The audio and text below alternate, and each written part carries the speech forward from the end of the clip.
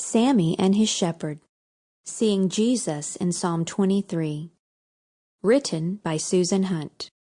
Illustrated by Corey Godby. Chapter 1. The Lord is my shepherd, I shall not want. I'm such a happy sheep, Sammy thought as he gazed contentedly in the lush pasture. He looked up and noticed a sheep in the next pasture, looking longingly through the fence. He also noticed that the other pasture was not as nice as his. I never noticed how many rocks and how little grass are in that pasture, he thought. Sammy ambled toward the fence. Hi, he called to the other sheep. What's your name? I don't have a name, the sheep said. Sammy tried not to appear shocked, but he couldn't imagine a sheep not having a name.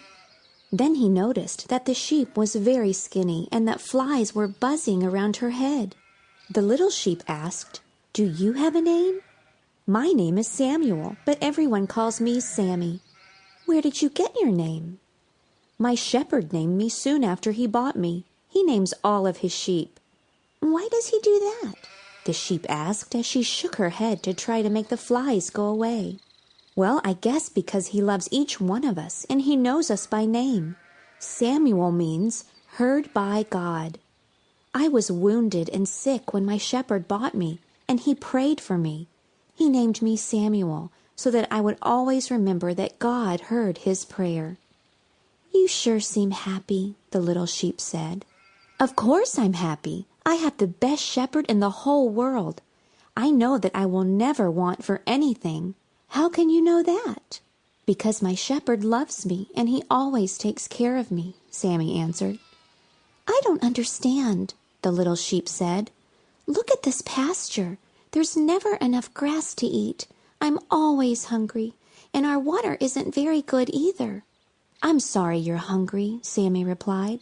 I always have enough food and water because my shepherd provides everything I need. Do you mean that you never have to walk through scary valleys or climb high hills to get to different pastures? Oh, no, I don't mean that I never have to go to hard places, but my shepherd is always with me, and he helps me go through those hard places. But what about the enemies waiting to attack you? The little sheep asked. My shepherd always guards me, no matter how dangerous it is. He would even lay down his life to protect me.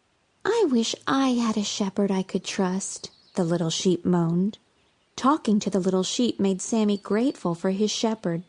He also felt sad for the scrawny sheep and wanted to show kindness to her, but he didn't know what to do. Then he had an idea.